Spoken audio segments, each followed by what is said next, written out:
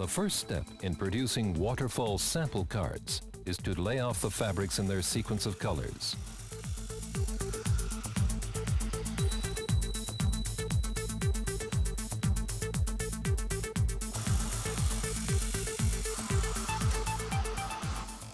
A straight knife cutter is used for the gross cut.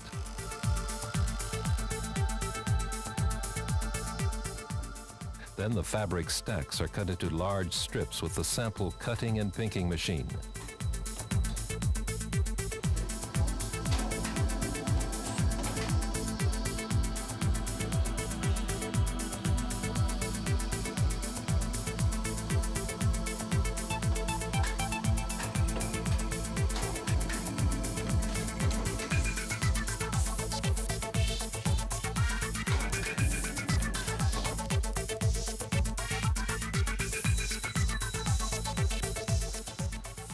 The sample strips are next glued onto the double-sided self-adhesive paper using a Waterfall sample mounting machine.